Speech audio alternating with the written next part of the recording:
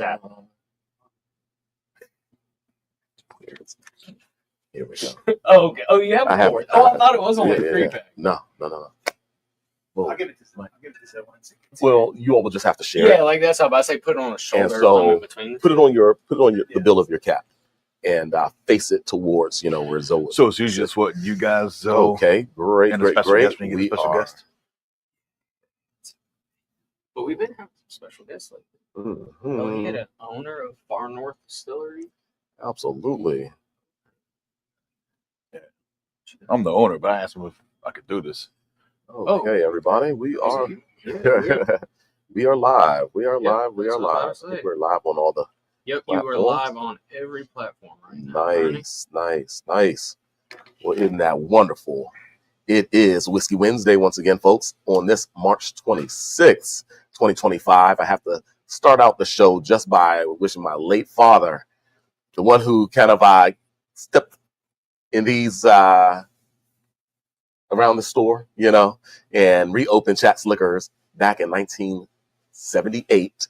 Happy birthday to my father. He would have been, 79. I think really? 79 this year on March 26, 2025. So with that said, we welcome everyone to this Whiskey Wednesday. I have the pleasure of being seated next to, this man here, once again, back from Montana, Mr. Matt Stinnett. And we're also being joined by a good friend of mine, longtime friend, industry guy. He has certainly been a part of building the portfolio of wines and spirits here at Chats for, a decade? Yeah, close maybe. To it. Yeah, absolutely. Mr. Thaddeus Braun is in the house. I'll let him introduce himself, and we'll get this show started. So please, Thaddeus, you bought this selection today. Just give us the background of not only the selection, but also your part. No worries, man. Yeah. So as Bernie mentioned, we met when I was working for a distributor company here in D.C. About a decade ago. About 2 years ago, that distributor got engulfed by another, and I wasn't keen on working for that big guy, so I wanted to step out and do the supplier side, right? And I started with one company, but then cuts happened because they happen. Then I got hooked up with these guys in June, and I've been nothing but happier, right? Like I believe that God works in certain ways, and this is a way that he brought me to, and it's really cool where my title is the Minister of Spirits for Mid-Atlantic. Wow. Right, yeah, Raj Peter BHAKTA. It is, right? So Raj Peter BHAKTA is the founder of BHAKTA in Hogsworth, but he was also the founder of WhistlePig. Oh, yeah, okay. Right? No kidding. So that was the reason that made me kind of perk my ears to kind of work with him, right? Because this is not just some tech guy who made a ton of money and it's like, I like bourbon. Mm-hmm. I'm going to buy it and make it, right? It's somebody who's actually done this before, right? That's cool. And he's a pioneer. Like when I worked at the distribution company, I liked it because it was small, it was maneuverable. We actually launched WhistlePig in this market. We launched High West in this market before they were WhistlePig and High West. So I always like building brands. And this one kind of fit where I get the brand building aspect of something that's unique, cool, and different, but also something that's already proven, right? Maybe the juice itself yet, and the brand itself yet, it's not proven, but the person behind it is, right? Gotcha. And that kind of was very intriguing to me. And if you guys don't know the story of WhistlePig, back in 2010-ish, right, when Raj launched WhistlePig, he was kind of made fun of and mocked because there was no such thing as a premium rye category. Right, like it literally did not exist, and the people told me he's going to be a failure, and he's a moron who's going to buy, a $90 bottle of 10-year Canadian whiskey, right? And what's rye? No one uses rye unless it's in a mash bill with bourbon. Sure. And he was like, no, that's the hole that I see in the whiskey game, and that's the hole I want to create. He got involved with a gentleman that any whiskey people probably know this name, Dave Pickerel. Dave Pickerel, right? I think it's one of the smartest moves he made. Where one of the things I love working with Raj is a very smart man. He definitely knows what he's doing, but I think what makes him even smarter is the fact that he knows who to bring on and what role they should play, right? He early on in the days of WhistlePig, before he even launched, he identified Dave as the person to be the brand ambassador, right? And we look at, years later, It was definitely a very smart decision because Dave hit the streets. Dave talked Whistle Pig. And he kind of became the face of Whistle Pig. And I actually asked Raj when I met him about, I guess, 9 months ago, was that your design? He was like, yeah, like it was. I never really cared if people knew who I was. Like, as long as they knew what the brand was and what we were doing. And, I knew Dave was the perfect guy for it, and Dave was, right? Indeed. So 2018, he sold his shares of Whistle Pig, right? For various reasons. I think one of the reasons, I don't know this for sure, but one of the reasons I think he likes to innovate. He likes to do different, unique things. And I think the innovation aspect was kind of dying out at Whistle Pig. Not the brand itself, but the innovation part was, right? They have come out with some new SKUs since he left. They're good SKUs. There's nothing wrong with them, right? But this is like true innovation at its finest, right? So BHAKTA 1928 was launched in 2023, and it is a rye whiskey Calvados Armagnac blend, right? So what he did was he saw, again, something missing in the market. What's missing in the market? Almost a lot of ryes, a lot of bourbons, they all taste very similar, right? Because they're similar mash bills. They buy from the same people. And, you're a distiller. Rye tastes like rye. Right, corn tastes like corn. Okay. Right, Yeah, okay. So more so, corn tastes like corn. But right. Yeah, I see. What Barley malt, malted barley tastes like malted barley. Right. Yes, there's soft red wheat. There's I get. There's things you can do. A little technical. There yes, is Detling down in Alabama does chocolate malts. Right. There is things you can do, but the 80%, if not 90% of the stuff on the shelves, they're very similar based. Yeah. It's the craft of the distiller that kind of makes it different. Right. So what we kind of saw was, why not introduce a complementary flavor profile and a complementary spirit. So he bought Chateau Riche du Perron, which is one of the oldest, more prestigious Armagnac houses in the world. And when he purchased that, he came up with the concept of blending, right? So this first one, I'm going to go to this one here. I'm going to start pouring and talking now. Yeah. We get some water in our glasses real quick. We can start. Do a little swishy swish. Yeah, everyone do a little water Everybody rinse. has a glass. And then, start off with this first bottle. Indeed. Let's add that as a banner. Boom. Yep. So like I mentioned, our first whiskey blend we did was BHAKTA 1928, but I do like presenting this one first. Okay. Right? Yes, because of the price point, but also it's not as complex as the 1928. Gotcha. Right? Gotcha. All right, take your water too. Okay. I surely will. Take his time. I surely will. There you go, fella. Once I get this correct here. There we go. All right, let's scroll down. We have the Hog's Worth. Okay, the first one up for the show, the Hog's Worth Bourbon Whiskey and Armagnac, 93.8 proof. And Thaddeus is going to tell us all about it. Can't wait to take a nose and enjoy it. But first, happy Whiskey Wednesday, gentlemen. Cheers. Cheers. Mike.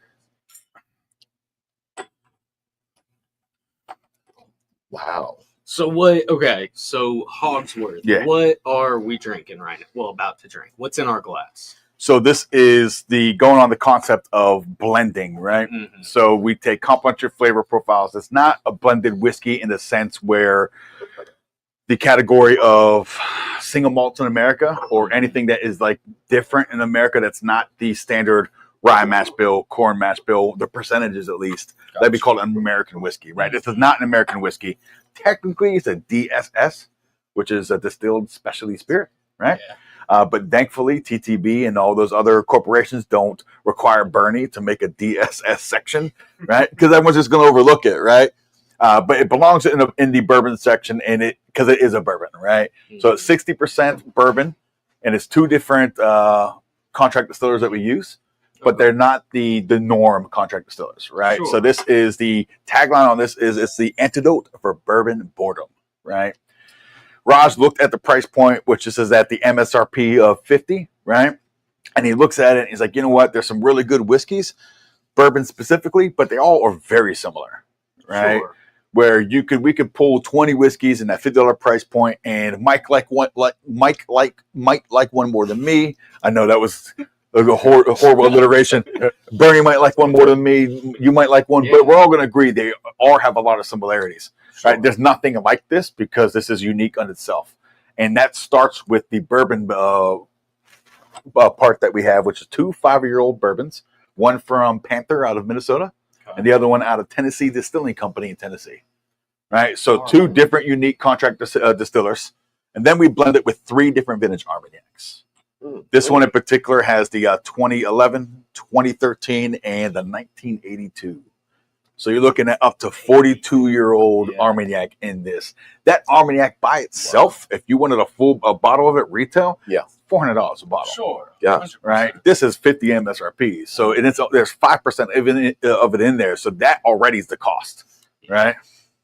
So really neat at 93.8 proof, well integrated flavors. The alcohol is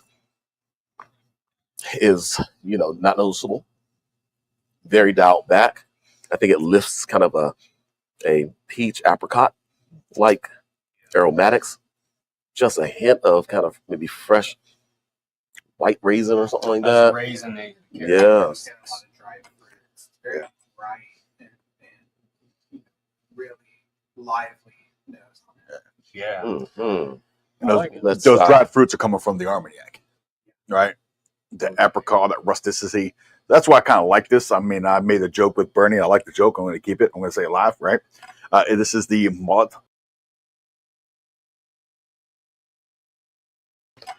And I love that story that's on the bottle, the story that I tell is indicative on the palate, right? Where if a lot of people might not know what Armagnac is, and do you want me to geek out?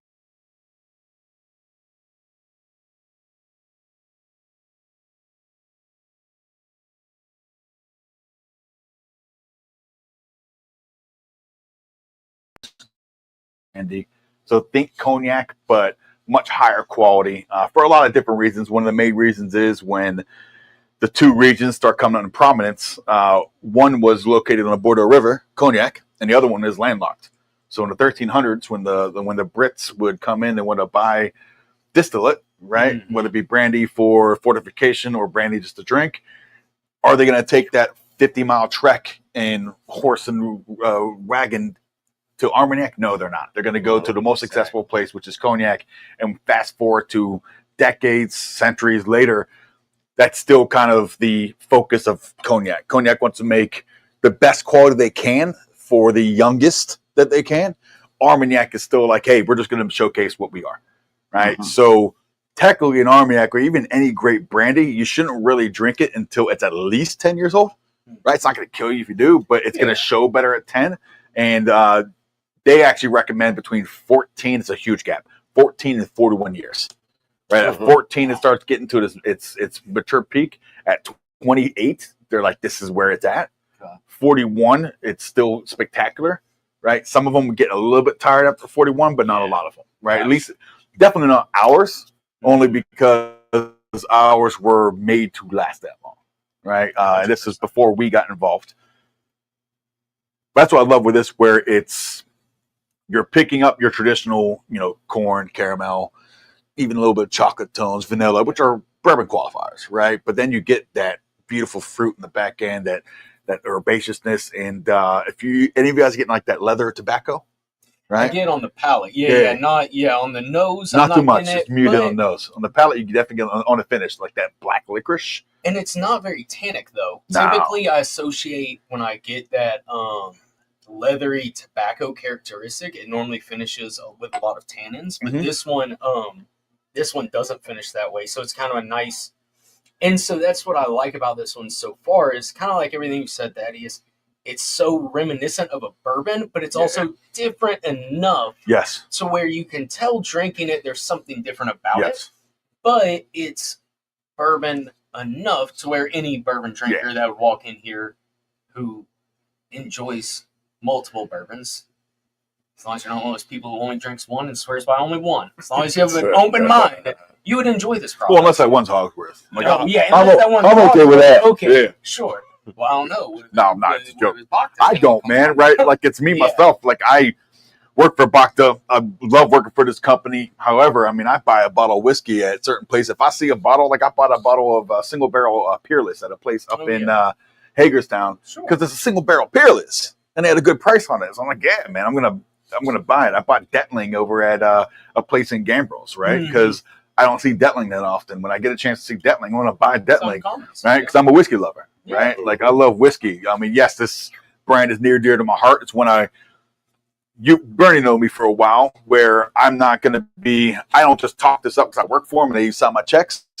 I actually took a pay cut for this job, right? Like I was working at a certain company and wasn't too happy about what I had to sell. The passion wasn't there. The paycheck was nice. Like I liked the paycheck, but the passion wasn't there. And to me, it's like passion's more important to me than the actual paycheck at the end of the day. Right. All right. And that actually segues into this one whenever you're ready. There you go. Well, we're going to take a little pause before we segue, because I need to hear Matt's opinion and get a rating. Oh, that's right. Got to the ratings. I Yeah. like that. Yeah. Okay. What's your scale? So it's 1 to 10. Okay. But you got to take into account. So how Bernie has set up the ratings for Whiskey Wednesday is a 10 means it is the best whiskey on planet Earth. There can only be 110 on Earth. There is no. So exactly. So 9 and 10. So sometimes the numbers sound a little more So 10 is the 96 bulls. Sure. That's Yeah. Right. So the numbers sometimes sound a little, and a 5 is just straight up an average whiskey. You drink it, but it's just completely average. So I think this is super fun. Kind of like I was saying, you get the raisinated characteristics, some apricot peach on the nose, has a nice little bit of caramel creaminess on the palate, some oak, tobacco, leather characteristics. I'd be sitting, I'm starting out, I'm going to give it a 7.5. Start out. That's respectable. That's where I think I'm going to be at. I got it, because you also got to leave room. There's some heavy hitters on the table. I agree. Leave enough room. So, Bernie, you want to rate it next? Or we jump into mine? Yeah. Let me go ahead and rate it. Just because we want to stick with a particular time frame, and my second camera is not doing me well. Yeah. So the one I was going to pan over to Mike isn't working, and so I'm right there with you, man. I had this slated at as well a 7.5. So we're right on target with that. Once again, this is a beautiful production. I think that, with the Armagnac edition, it is certainly in its own sphere that warms up the whiskey quite nicely, gives it a lot of richness as well. The legs on it was fantastic. 7.5 is fair. There's so much nuance though. I could almost do a 7.75 as I kind of continue to enjoy it and allow things to open up, maybe play around with a little bit of water, but 7.5, which is quite above average. This is something that certainly you should go out and check out. We'll have it here soon at Chats. It will be available. I think the price point is going to be very attractive as well. Certainly check that out. I'm not going to necessarily toss the price point out to you yet, but well under $100 for something that has some. I mean, MSRP in it that MSRP is 50, right? So I mean, it's like it's in that. Like I say, in that range. In that range, right? Right. Yeah, absolutely. Yeah, sorry, Matt. I saw you do this. I'm like, I'm gonna say it anyway. Yep, absolutely. I'm like a little kid. Exactly. I want to check it.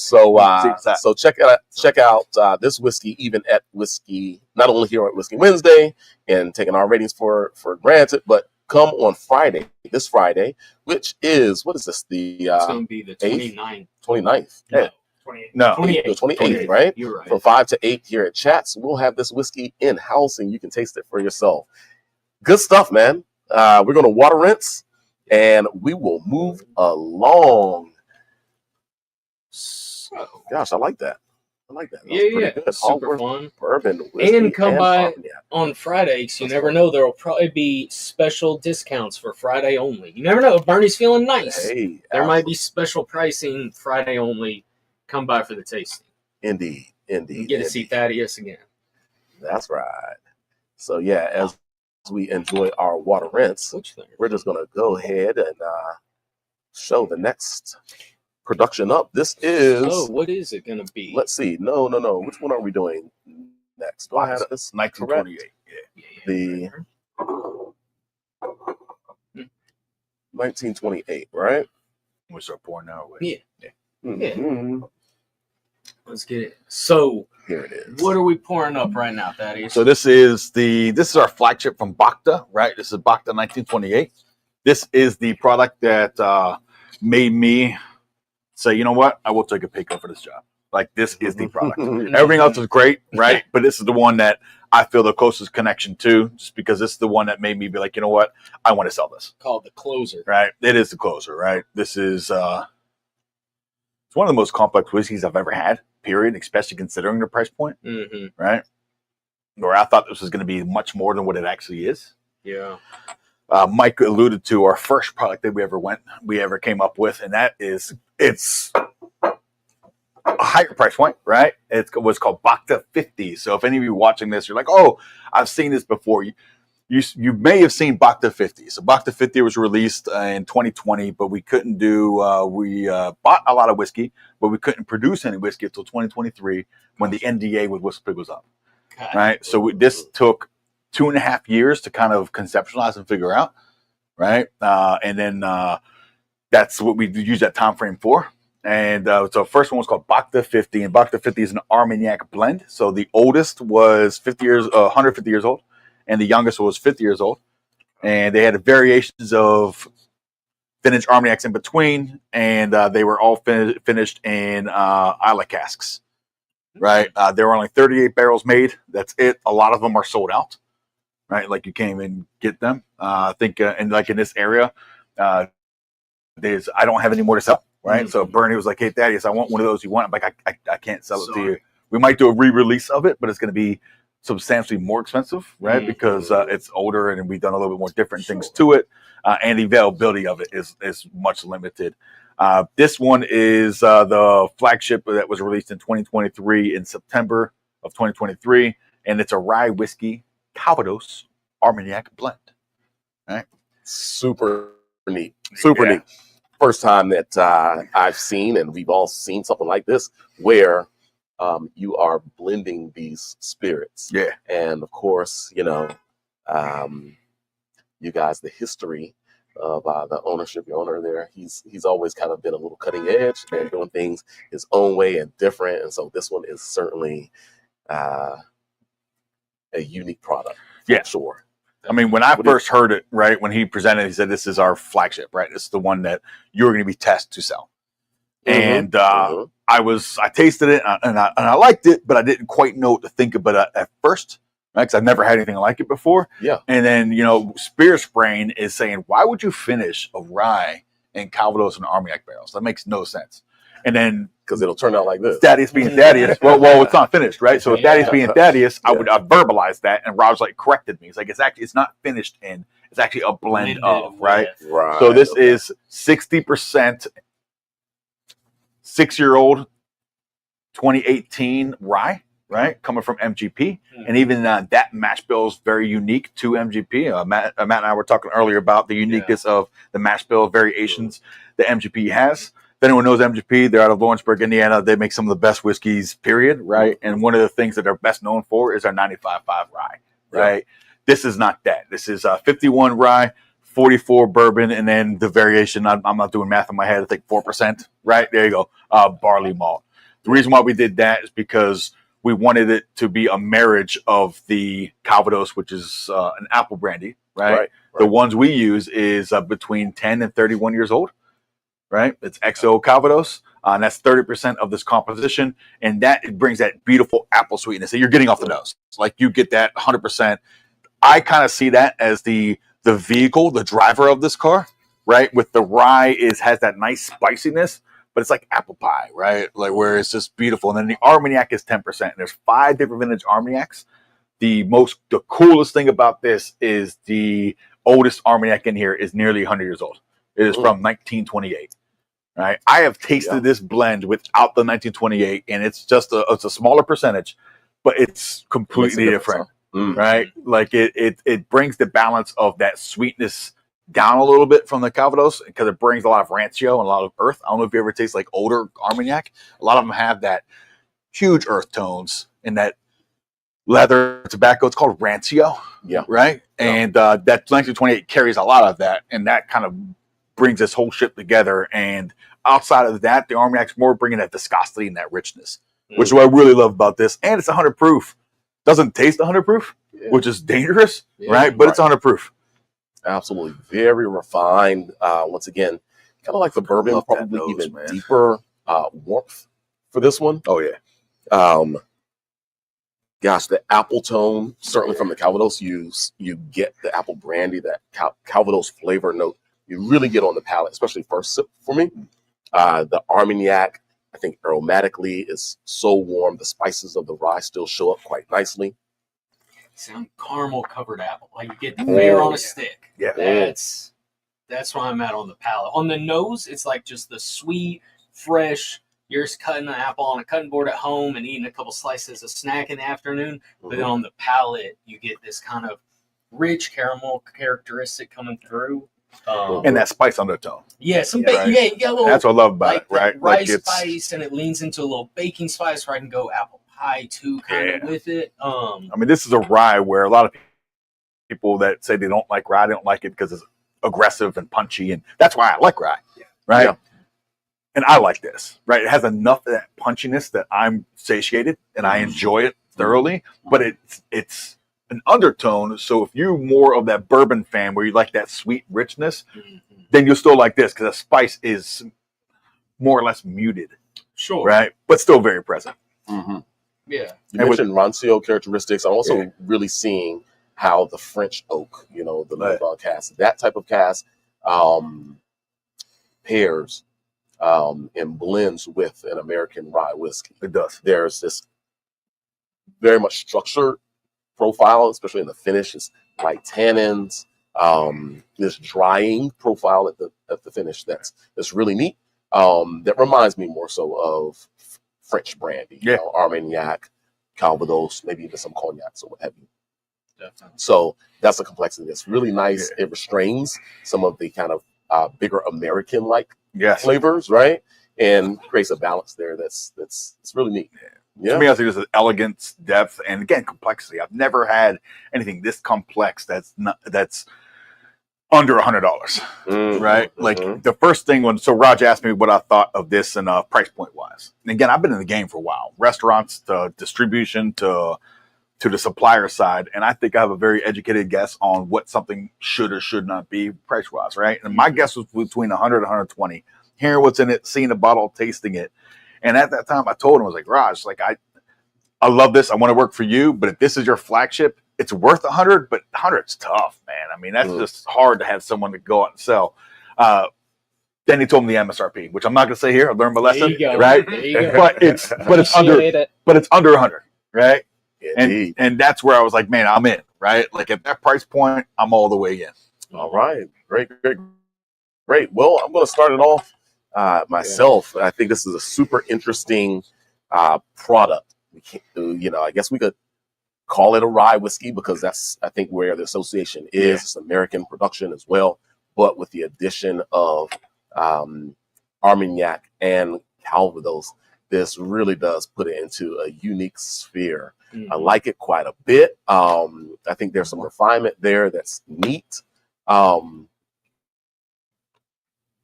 you have some old product in there. It reminds you of the old world. Not quite yet.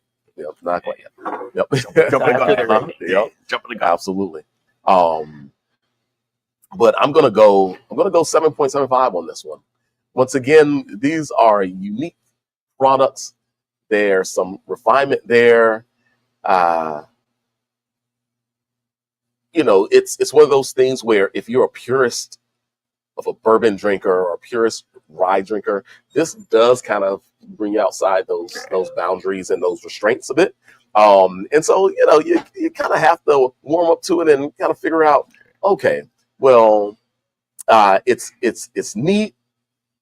Is it, kind of where can you kind of place it, within your expectation? It's two different products merging, or three in this case, kind of combining as one. And so because of that, it's super, super unique. I may be a quarter point beneath just because I'm still trying to figure it out, folks. Still trying to figure it out. You know what I mean? So welcome to DC, guys. Yep. All good. All good. So Bernie's hinting at that. We're going to keep on rolling. So we're at 7.75 for me. 7.75 for Bernie. I love where he's at. I was hoping we were going to be on the same page 2 times in a row, but we're going to miss the mark. Bernie's just a little wrong this time. I'm going to hit at an 8.0 on this one. It is a unique product. I think this is a product you got to go into with an open mind. Someone who enjoys spirits in general more than just outside of bourbons, rye, scotches, or things like that. Or just try it blindly. Don't know exactly what's in it. If you pour it up for a whiskey drinker, they'll enjoy it. But I think when you hear what's in it, some people are going to get a little hesitant, but I love it. I'm a fan. I respect spirits. I enjoy spirits all the way around. I think it's an extremely elegant and well done product. So I'm an 8.0. Indeed, folks. Well, that's it right there. 8.0 from Matt, 7.75 for me on this Whiskey Wednesday with the BHAKTA 1928 straight rye whiskey, Calvados, and Armagnac blend. We are right at 100 proof for this guy, as you see there. And good stuff. Yeah, I love that both of you guys hit that tone where I agree with you 100%, where if you're coming into it and you're expecting that punchy big rye, it's not that you're not going to like it. It's just your brain's not going to connect your palate, right? Because it's not that, right? When I'm doing in-store tastings on Friday here, 5 to 8, right? I kind of try to do that with that and tell people their expectation, right? Like this is one of the most unique things you'll ever have, right? So I'm gonna pour it up. You want to go ahead and tell us what this next one is gonna be? What is this? Time a little bit faster. Yeah, heard. 2014 bourbon, right? So we are an Armagnac house with a whiskey focus, right? So we have, and of course, I forgot to bring an Armagnac, right? Silly Thaddeus. I did bring all rum, but I forgot to bring an Armagnac. But we are Armagnac house. We have Armagnac single vintage dating back to 1868, right? Up until 2014, which is that 10-year delineation mark that we talked about. 1973 Armagnac is the only one we have available in this market at this moment. But again, we have everything available that we can. And this is the 10-year-old bourbon that we have. Why do we call it a 2014? Is because this is a limited release where we only made 1,000 cases. And we are out. We don't have any more. Wow. Bernie got one of the last cases left here in DC, right? And he can't reorder it, right? And you as a consumer, if you see something like this, I would get it sooner rather than later because it's not going to be, once it's gone, right? But we will be coming out with another bourbon, but it's going to be a 2011 bourbon, 15-year-old bourbon. I don't know the mash bill yet. They haven't even told us that yet. I don't know the finish aspect on it yet. But the reason why we don't put the age statement on there is because we want to do something different every single time we release something, right? We're going to get to this one afterwards, and you'll see that even more proof, right? Where this isn't the next version of this won't be released until 2027. Right. So there's always we're always going to be different and pivot in different ways. This one here is a 10-year bourbon from MGP, and we took a 99.1 mash bill. So mash bill that they don't really advertise too much, and there's a reason for it. One of the reasons why I love work for this company is everything we do. There's a reason for it. Everything makes sense. We don't just do it because we want money off it. Raj already made a ton of money, right? this is passion, right? This is all for the passion aspect of things. That's where we're always doing something different, right? So why did we choose the 99.1 mash bill? If you guys are familiar with 99.1, 99 corn, 1% barley malt, it's a very simple mash bill. 10 years and plus, it's great mash bill, but it is vanilla, it is caramel, it is butterscotch, right? Like that's what it is. That's all it is. We're about to taste this here. You get that plus so much more elegance, so much more depth. And that comes from our barrel finishing, right? So other guys are like, oh, I know barrel finishes. Ours are different, and it's a step above everyone else's for one main reason. We own the barrels, right? Yeah. So most other people, 90% plus, probably have to buy the barrel for somebody else. So think about it. How long is it going to take them to get that barrel? A week, 3 days, a month? So by the time they get it, it is damp at best, dry at most. So you're going to get the essence of whatever's in that barrel. You're not going to get what we get. So ours are wet finishes where it's a 20-second transfer. So we literally dump and bottle the 73 Armagnac, right? And we put in the bourbon, right? So this is finished for 125 days, not your regular 30 days, 125 days. Why 125, you ask? Great question, Mac. Yeah. Because that's when it was ready, right? I mean, who could have guessed? It wasn't ready at 75. Right. It wasn't ready at 100. It was ready at 125. Not at 124. Right? Not 124, not 126, at 125.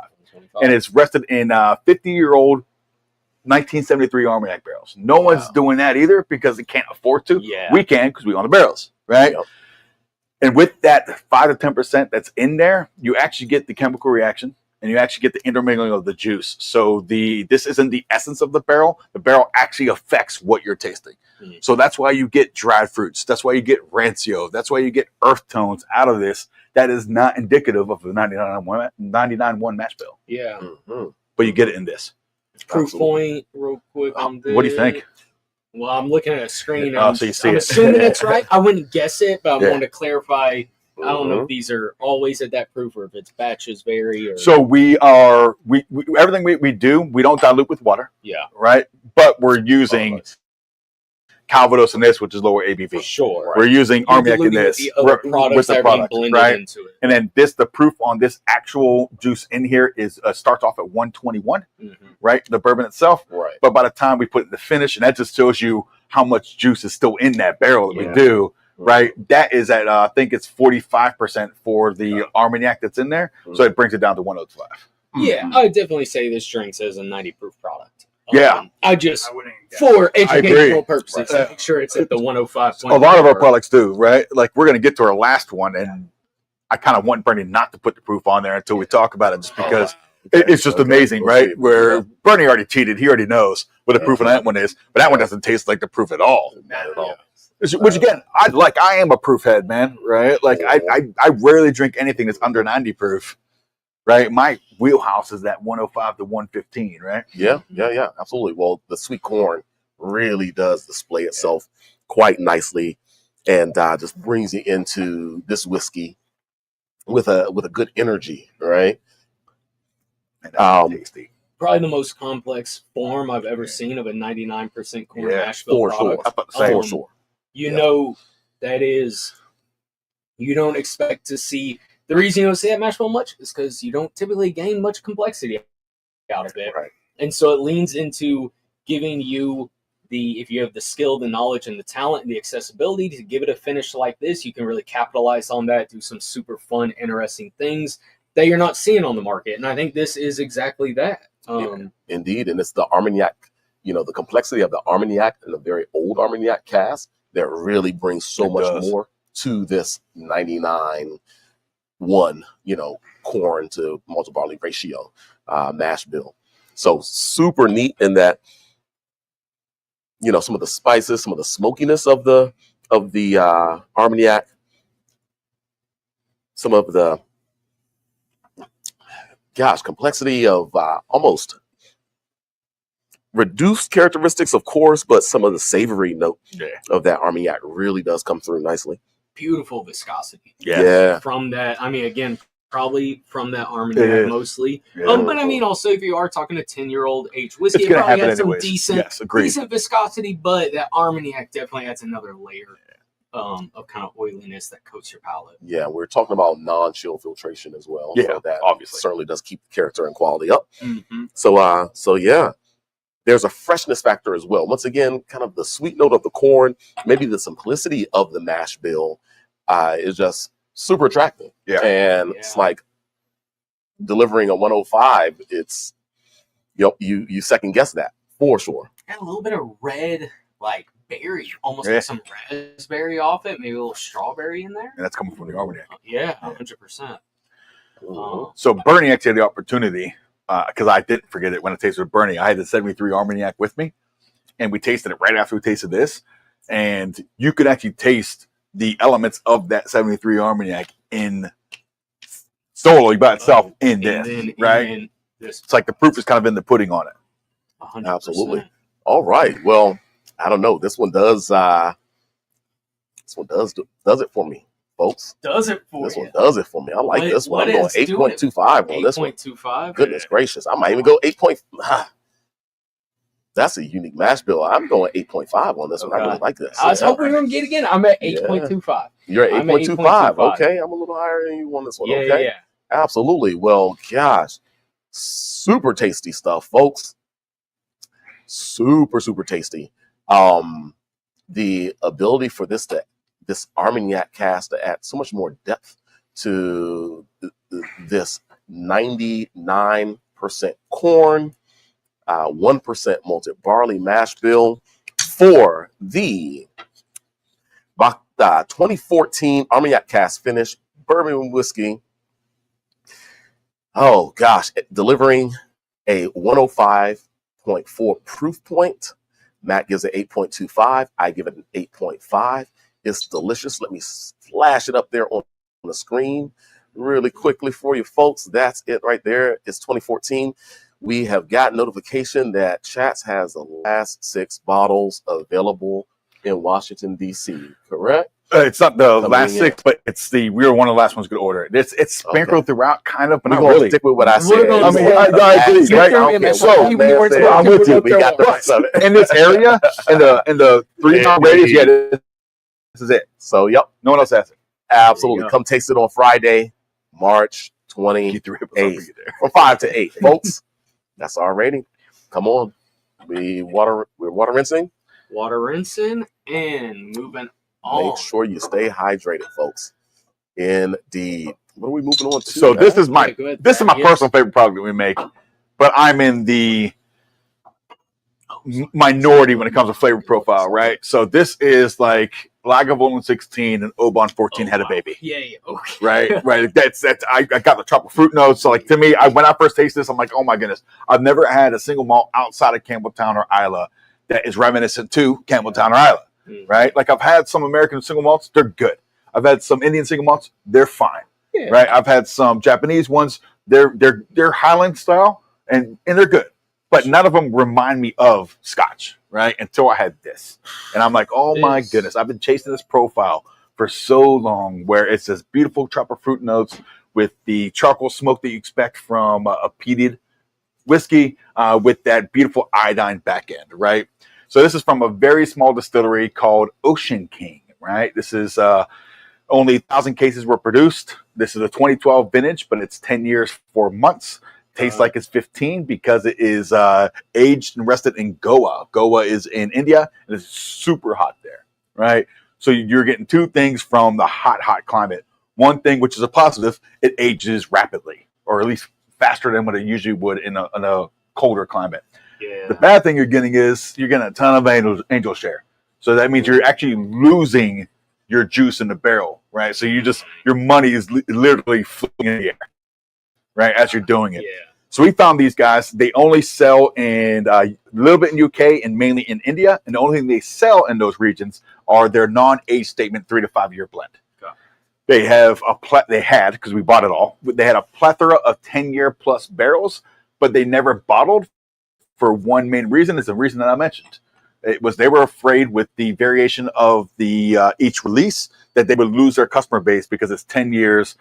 And they just didn't want to risk it, right? So they were waiting and hoping for someone like Raj to come along, and Raj came along. So we had appointments with 2 other distilleries, 2 big names, Amaroot and John Paul, and they just kind of didn't hit what we were looking for, whether it be too expensive, the quantity, maybe even the consistency, right? Because one thing I do like about John Paul a lot is they're very consistent. We don't want that consistency, right? We want our 2013 is going to be released in that 2026 to 2027 realm. We want it to be completely different in its release.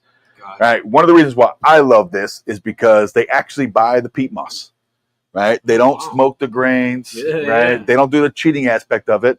They actually buy the peat moss, and that's why you get that iodine medicinal characteristic with the smoke and charcoal.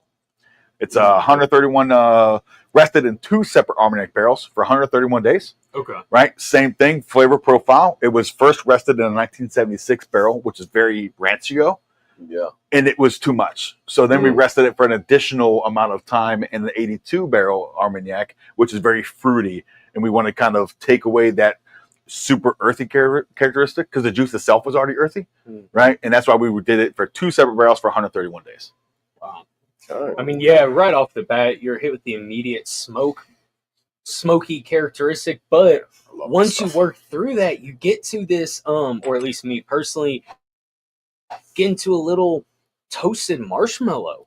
Yeah, my guy. Characteristic. You know, right off the bat, you know, you kind of take a sniff or two, let it breathe a second, come back to it, and yeah, you're getting a little sweetness, a little creaminess also.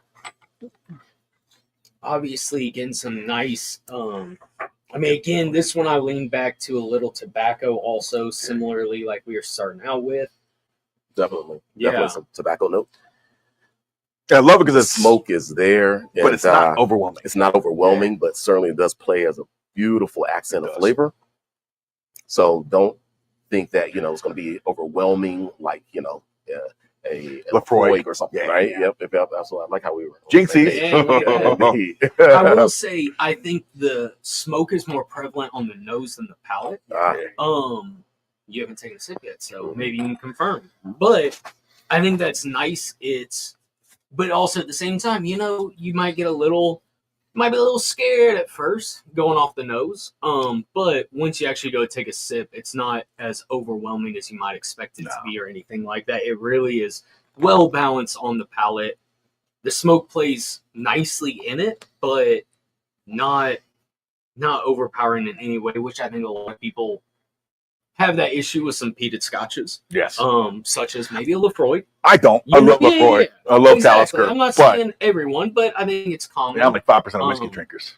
So yeah, but definitely So this is if you have tasted, if you don't like that Lafroy Talisker style, but you've had this like an Oban or a Springbank, and you're like, you know what, I could drink those. That's what this is more of. It's more that Campbelltown profile than. I was going to say, if you're a fan of the Lagavulin Offerman series, there you go. This is what you look in for your wheelhouse. I love it.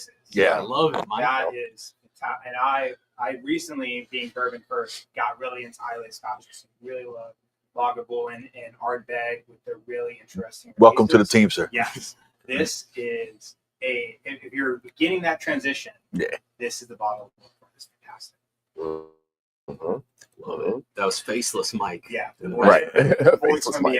Yeah. So Raj teased me. We were supposed to release a Campbelltown 15 year this year, but we're holding it off till next year. And it's going to get so much more expensive. So this is so already a 15-year Campbelltown. It's already purchased, and we're going to try to keep it in the same price point that these are in. Sure, but right because Raj bought enough of it. Key thing you said, try to. Yeah. Well, so we already purchased it. So we just haven't bought it with the Campbellton. Probably, right? It probably is. It probably could be in that Springbank 15 there. It probably is, right? Sure. But I love that I work for a company where the actual owner calls me, right? And he called me up so I was told January we're going to do it. No, December. Then in January I found out we're not going to do it this year, and then I get my next phone call before I complain about it. Raj calls me up because, hey man, we're going to do it next year. So I got you. I'll make sure you get a bottle for yourself. I'm like, thank you so much, because I was looking forward to something. Because Campbelltown is probably my favorite region for Scotch, right? And I'm sure ours is delicious, right? I mean, it's one thing I've learned about this company. I mean, it's everything we make is just high quality. You got some notes you want to give about the palate? Yeah, give me a second. You're still he's wrapping up, but let him.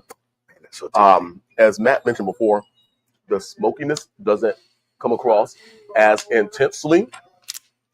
Doesn't come across as intensely as the nose does, and it's well integrated. So let me get some more glasses. A couple more glasses. Savory, smoky, almost undertone of chocolate, salted. Yeah, a little bit of got a good palate, a little bit of kind of salted meat, a little cured like note. Mike, tell him just right there. Little cured like note. Excellent balance, a depth of flavor that is beautiful, delivering 113.8 in such a beautiful way. Yeah, I like this quite a bit. I'm going 8.75. Oh, look at Bernie. Yeah, my guy. Yeah, Bernie I'm going hit 8. heavy. I'm going agree, man. 8.75 It's a on nine this to me. one right here. Yeah. Um, From the start.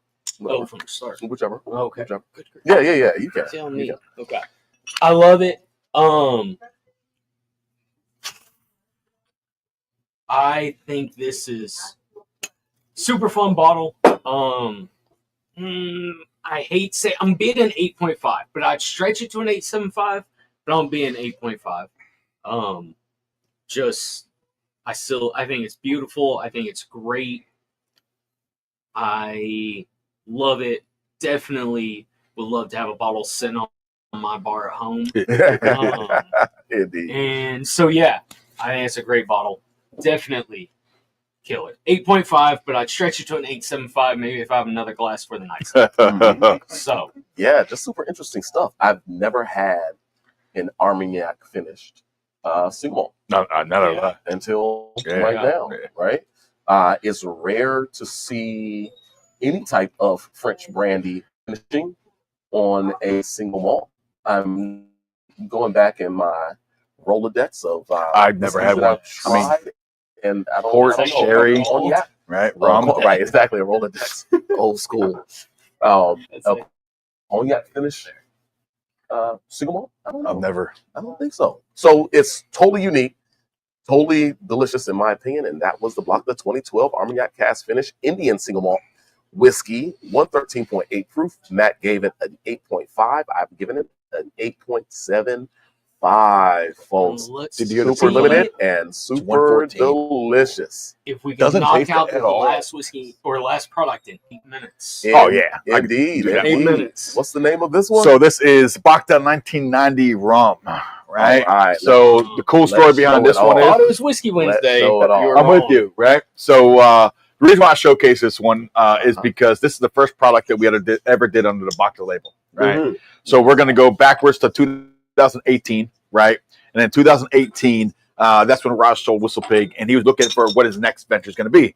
So I got you. So he goes to his buddies in Alberta Distilling Company, right? Which is where he purchased his 10-year Whistle Pig, back in 2010. So we have a great relationship, right? Mhm. So he just goes there to talk to them and to see how they are. But if you've ever met Raj, and I'm definitely going to make sure that you meet Raj at one point, Bernie, because he's an awesome dude, right?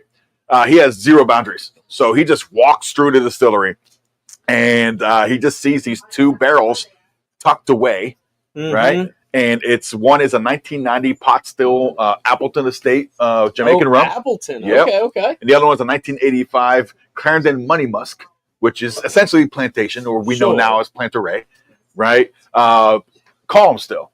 So he grabs a whiskey thief and he tastes both barrels. Like, I think these are delicious. So he purchased both barrels. So this is 1,000 bottles made, right? We are sold out. We don't have any more, right? We have enough in our distribution, but as far as being reordered by distributors, it doesn't exist because we don't have it anymore. It is non-Solera aged, right? So this is 26 years old in wood. So this is 26 years old, non-Solera. Right, non-Solera age, right? Wow. And for you guys don't know what that means, so Solera age means that they could put 25-year-old on the label as long as there's like 10% of it in there. Right, a lot of it's made up of like 10, 15. This is no joke. 26 years old in wood. You'd always just keep a little of that original old stuff and just kind of add on to it, right? But you just keep a but little this is bit not. left. Yeah. This is not that. So this was married together in 2018. They were put in barrels for 3 months. They were put into new bourbon barrels. Used bourbon barrels, sent down to Tennessee during the winter, right, or during the summer. During the summer, so it could kind of escalate the aging process. Then we shipped it up for 3 months and rested it in 1982 Armagnac barrels for 3 months, and that was in the winter time, kind of slow the aging process aspect and kind of allow it to talk to itself. I am not a rum fan, but this is the best rum I've ever had because this is a very whiskey no profile, bias. right? No, Well, no so I used to sell some great rums, right? I used to sell Foursquare, right? I love Foursquare. Yeah, It's great. It's a very good rum, right? Pretty good. I sell Plantaray. Plantaray is killer rum, right? I've had some really good rums. I just would never buy a bottle for myself. Sure, This is one of the exceptions where I'm like, wow. And the cool little story on this one is I told Ross that during interview weekend, he pulled this down, and I'm like, yeah, dude, like this is legit. Gosh, sweet molasses, brown sugar, cacao, a little bit of cane like funk. Jamaican style. It's Jamaican, but it's not Jamaican youthful funky. No. It's like the funk has blown off, but you still have some of the some kind of the richness, the good rich, you know, back to the purity funk. In a respectful way, I do want to compare this to Foursquare. Foursquare being the first rum as a whiskey drinker that I like to sip. Same. I liked rum, but as far as sipping, Foursquare is what got me. I put this in that same category of a product that I don't want to put this in a cocktail. I don't want to taste it in a cocktail. I like it just like this. Instead, maybe have a couple glasses of whiskey prior to and with my meal, but then after the meal, finish off with this. You get the barrel characteristics like you expect out of a whiskey, but the dark, deep, rich sweetness that you expect out of a rum. And I think it's a beautiful marriage. An array of spices as well. Gosh, this is like super complex. Botanical forward. Oh, I like that. So, botanicals, right? Yeah. It's almost like there's a little bit of the juniper there. And, we're drinking a gin here. Right? I was going to mention, it's like, if I taste this blindly, I was thinking I would be drinking like it's really interesting. Like you get a little bit of like a bitterness, similar to like Campari, some pineapple, some sweetness. It drinks so well. Like it is.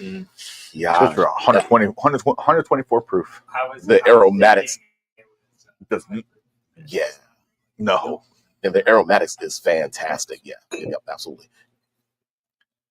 Yeah. And I haven't tasted it yet, but once again, the ABV is hidden. There is no ABV showing in a harsh way at all. It's just lifting those flavors, some of those tropical notes, as Mike mentioned, the pineapple, the little hint of banana, just a hint of kind of something more tropical, like a little papaya or something, stone fruit. Bernie's got a good. Let's give it a. It's an incredible palate because you got a wine palate, right? Same here. Like I have a wine palate. You pick up these things. How you land rating it. Wow,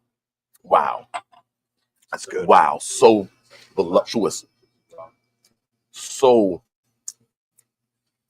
beautifully framed for the depth of flavor that it has. It stays on your mid palate, doesn't deviate. That's the structure of the oak, the aging process. I was anticipating either something a little bit sweeter in its taste, or some variant of extraction that really kind of created an overabundance of flavor. But it's so perfectly framed, so beautifully well done, so beautifully delivered.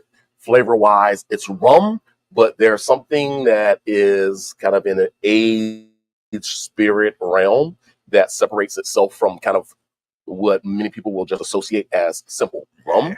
For sure. And so hence the mention of Foursquare. Oh my gosh, I gotta give this. This is one of the best rums that I've had for sure.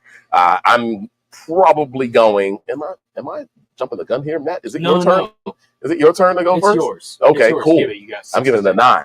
Give it a 9. I'm going 9. Let's go. I'm going 9. What about you, Matt? Let's go. I'll match it. I'll give it a 9 too. Woo, I'll give it a 9 too. What is this the first rum that has received the 9 points out of 10? It's almost perfection. 9.0. Oh, I did you get there, Brad. Good look. Oh my goodness. Oh my goodness. So, well, that is we got a comment the rating for the 1990 Armagnac cask finished Jamaican rum.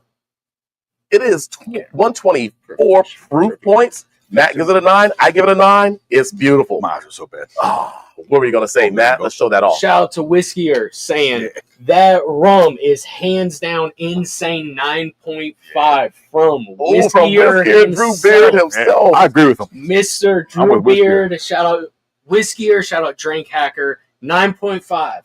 Indeed. From the man himself. Well, in a couple moments, those of you joining us on Instagram, we will lose you, unfortunately, but we'll keep kind of the conversation going on YouTube. So transfer on over to YouTube. Check us out at youtube.com/@chatslickers. That's CHATSLIQUORS. And continue to have fun with us. We'll be going for another maybe 15 minutes. So I say we're going to talk more about the stuff. Just want to give you final ratings before it cut out on us. Indeed. Wow, that's delicious. Yeah.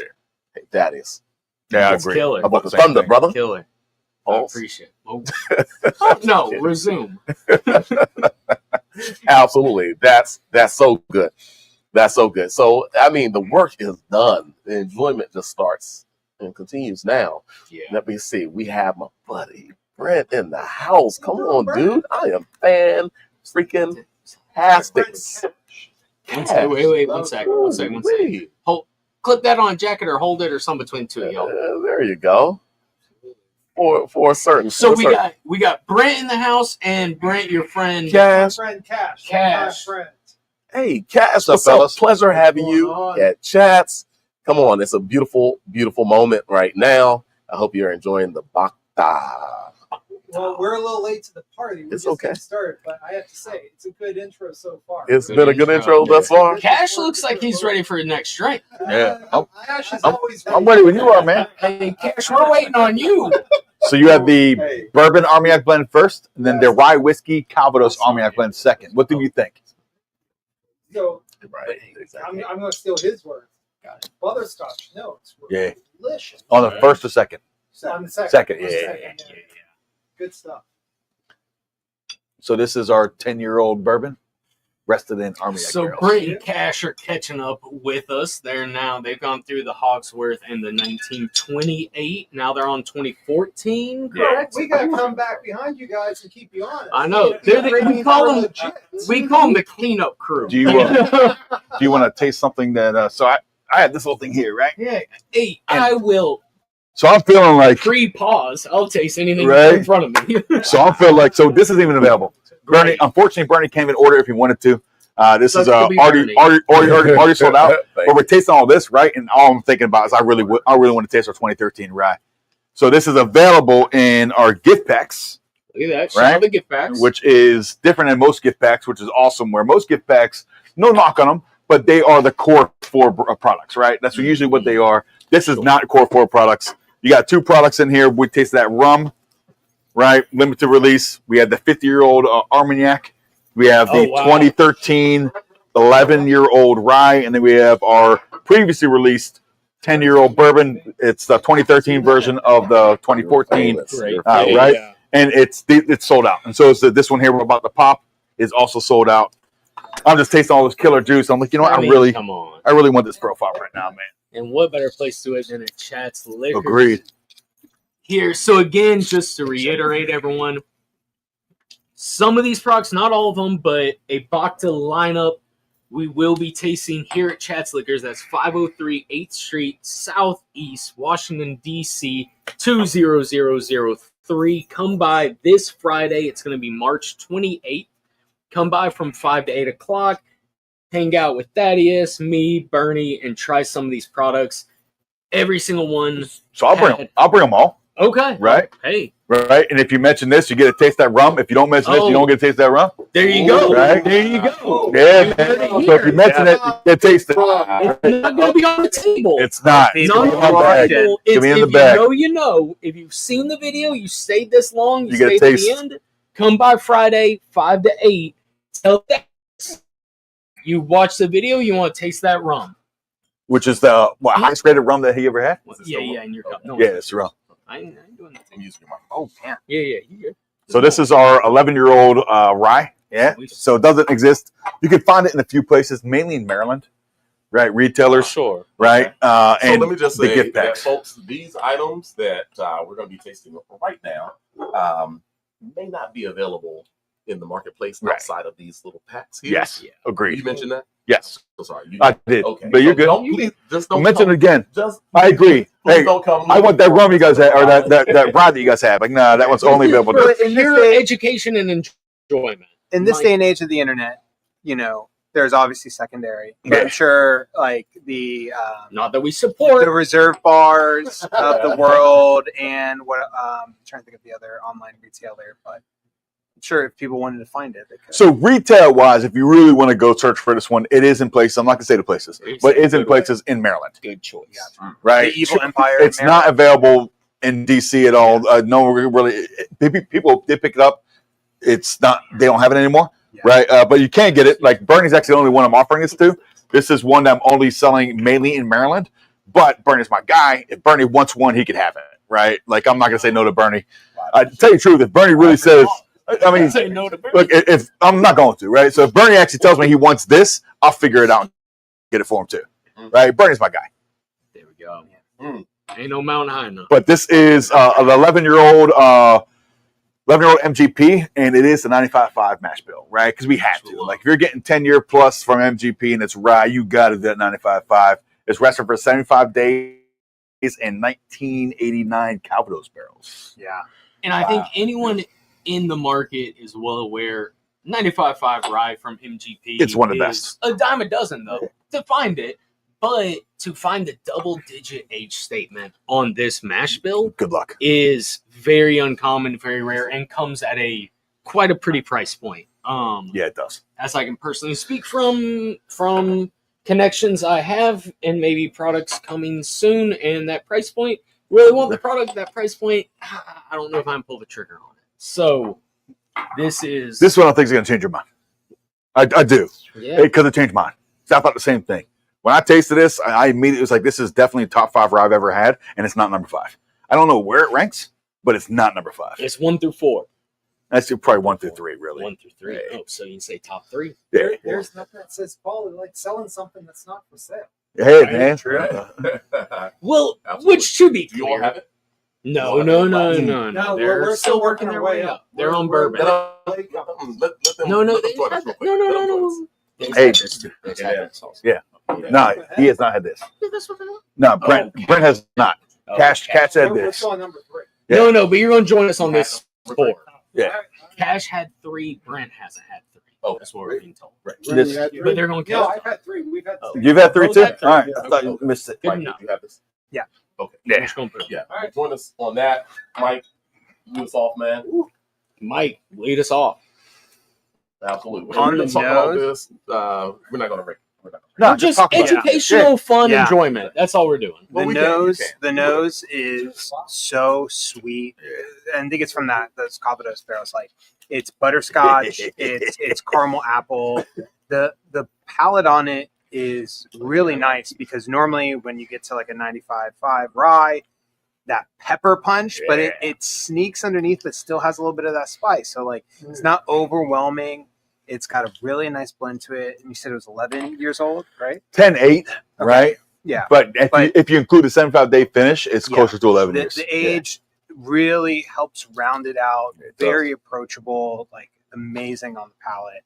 And it's got a nice finish. Like I'm still kind of tasting those notes. I think That dried fruit, that sweetness behind you it. get that spearmint, Yeah. which is what I always like from that mash bill, is that nice spearmint. MGP 95.5 rye. Gonna give me that spearmint Yeah, I want it. characteristic. Right? It's like when I was drinking a Napa Cab, right? That's Man, I want those light. black fruits. Like, it's Yeah. like, what are you doing here? Like, if you're not going to bring me that big richness, like, what are you doing? A little pininess, a little Yeah. spearmint. Maybe sometimes a lot. I get mint from it too. Kind of all, going together. But let's hear now from the legend himself, Mr. Brent, and special guest Cash. Special guest. What are y'all thinking about this product? So I have to say, not normally my go-to. Mm-hmm. Not normally your It's go-to. not normally my go-to, but man, this is smooth, especially for the octane. I'm like, the sweet notes. So you guys know I like my booze a little sweeter on the sweet side than most people, but like not too sweet, just sweet enough that the peppers that are coming through, the undertones of the caramels, I love it. I could drink this stuff. Yeah. That's what we like to hear. As far as floral notes, you definitely have like that element of like honey, those sweet notes. But like when it hits the tongue and you get those different peppers and the underlying like sophistication of that palate, that's what hits home, which is like, wow, you smell it and you smell all these floral notes and honey and whatever, and then like when it gets to the tongue, you're like, oh man, there's another layer coming to it. Yeah. That's what's most impressive. And that's one thing you don't usually get from that 95 mash bill. You usually get just that punchy. It's beautiful. I love that mash bill. Yeah. But that's the Calvados barrel. Calvados barrel bringing that nice apple sweetness, and it's actually bringing out that honeysuckle you mentioned, which you don't usually get that in that 95 mash bill. But because that barrel finish, you are getting those floral notes, which is awesome. I think the most impressive thing is that next Wednesday, me and Bernie are going to go sit in the back somewhere and let Brent and Cash run this show. after that explanation, I look forward. we're going to let that them pour moment. for us. We'll pull some chairs in the back, and Come over at 5:07. there you go. There you go. Indeed. For certain. Oh my gosh, that was so good. All right, so anything else out of that little box that you want to see? No, I was thinking the same thing. I already had one of these moments at another store. And I popped the 73 Armagnac already. Mm-hmm. Actually, oh no, I got a little bit left, man. It's a Bernie left. Yeah, that's what I was about to say. That's a Bernie Matt left. Nah, that's a Bernie Matt left. No, I'm not. Dude, Bernie. So you're gonna say no to a I am. 50-year-old Armagnac? I am. A 50-year-old Armagnac. With this room All right. I'm sitting in, I don't deserve it. Brent and Cash. Brent and Cash. Brent Cash, He had it before. owner of the store. Yeah, he's tasted it. There are more valuable people in here Yeah, than me, so I'm going to turn my glass Yeah, down there you go. for it. And Mike has. I agree, Mike. There's enough for I got three. enough. There you go. There you go, Mike. Yeah. Put your glass out. Put your glass out, Mike. You all take over the show now. You honor us. We're not Give worried. it to him. Give it to him. That's right. There's a little left. Go ahead. You got the camera on him? You get a little taste. There you go. That's right. So this All is right, the guys. 50-year-old 73 Armagnac. Show's on y'all. Show is on y'all, so you got to Pressure's carry on. it. Pressure's on. You got to carry it. The pressure is Oh my goodness. So you guys tasting as a true 50-year-old Armagnac. It was put into New French Oak Limousine, if you want to be really geeky, in the summer of 73, taking out those beautiful barrels in the summer of 2023, making a true 50-year-old spirit, right? It is unique in the sense that it is from Tenerez and not from Boss Armagnac. Most Armagnac come from Boss Armagnac. Tenerez, if you want to think in wine terms, think Napa Valley is Boss, right? And Howe Mountain Diamond District, that is Tenerez, right? So the reason why ones come from Tenerez, they're higher quality grapes, but they just don't grow as consistently as would in Boss. But when you do use a product from there, it's usually really good. It's only 2 different varietals. There are up to 11 approved varietals in Armagnac. 4 are mainly used, but in this one, it is only 2. It is Baco and Foy Blanche, right? So you got high acid in Foy Blanche, which is why it's aged that well. And Baco brings that earth and herbaceousness and that more rancio notes, especially when it gets older. This is our flagship. It won Best Spirit in the World in 2023. It was up against over 3,000 different spirits, not just Armagnac, spirits as a whole. And Ultimate Spirits Challenge said this was one of the best spirits he's ever tasted in his life. And this is a guy that's been rating spirits for 20 plus years, right? I mean, I gotta say, if I knew booze could taste like this, I don't wouldn't disagree. have to get married. Yeah. Look at that guy. Oh, wow. That is some.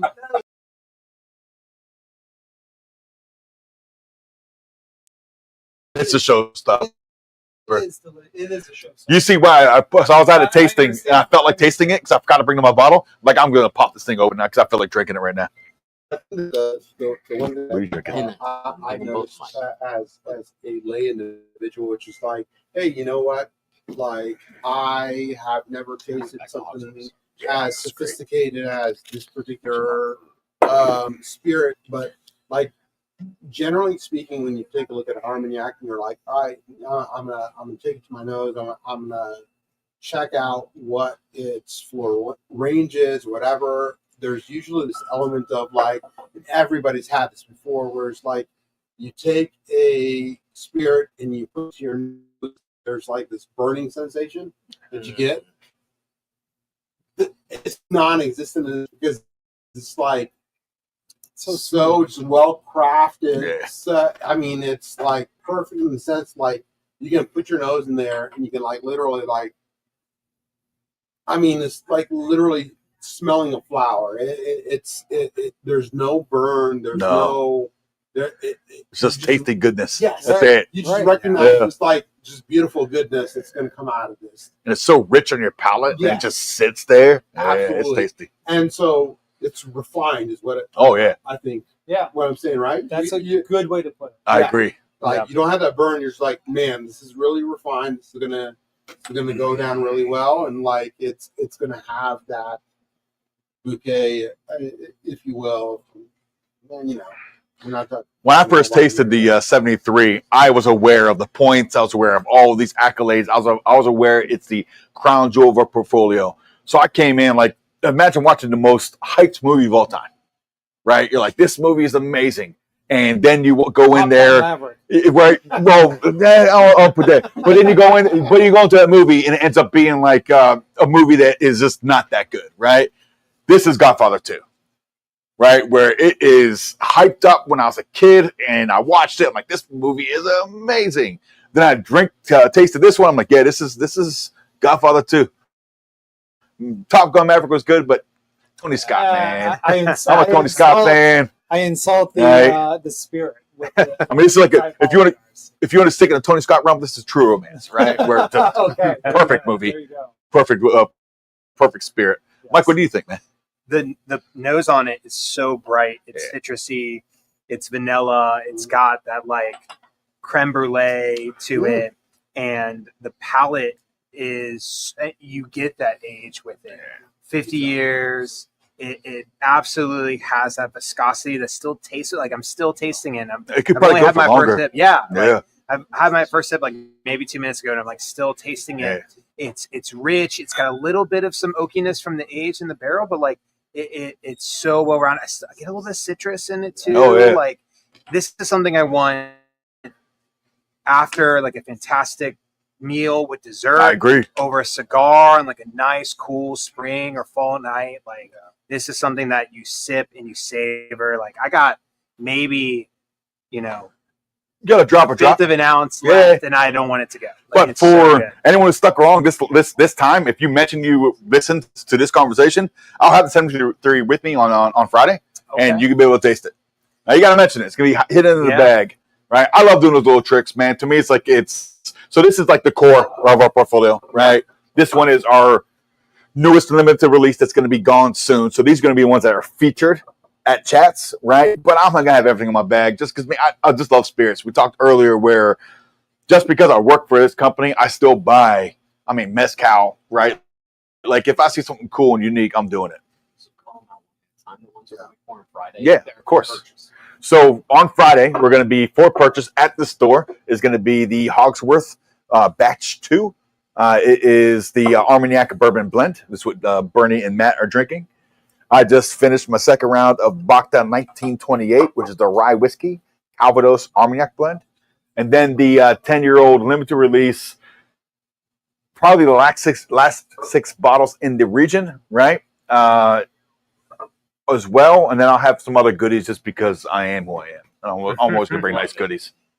Goodies only for people who watch Whiskey Wednesday. Agreed. Whiskey Wednesday after hours is really getting I like that. After hours. These three products come through. I don't have mics, so I'm leaning towards you. Yeah, you're fine. You don't smell that. Hey, man. Hey, do not miss. You've been in Montana for a while, man. We do a little cuddle. Okay, and here we go. A little preview. This will be the first Friday night spirits tasting where I will be here for all of it. Oh, nice. I come back from Montana. I heard Thaddeus was going to be here. Yeah, my guy. It's going to be BHAKTA. Come on, I'll be here all night, whole tasting, 5 to 8. Come through. Hopefully Bernie's in a good mood, and he'll give us some special discounts or pricing for tasting only. You heard it here. Everything had a killer score on the table. Come by Friday, try it yourself. If you saw the video, mention it to your man Thaddeus, and he might just give you a special pour also. Nice. But come by Friday. Hang out with us.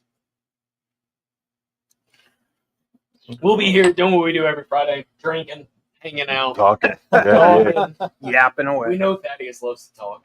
Yeah, I do, man. I try to cut out a little bit, man, but it's just stuff. I love that. All right. Well, I think that this is it, right? Yeah. All right. I mean, we tasted, a number of amazing whiskeys, and it was absolutely our pleasure. And you will have the same pleasure tasting some of these this Friday, as he just mentioned, March 28th.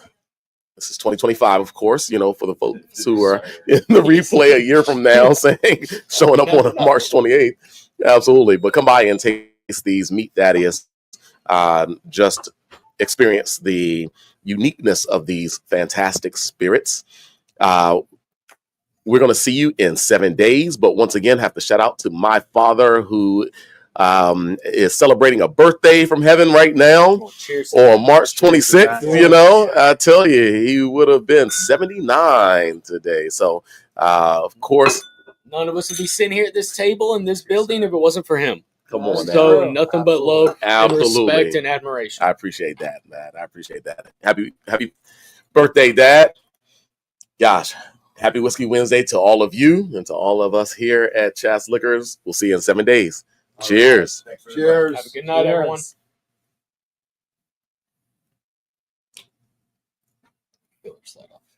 Yeah, man. I think so. Oh, damn, that's good, man. I know you good. I'm just talking. I think so. But that was on fun. this one, we were trying to cut it down. That's where I was like, pouring the bottles.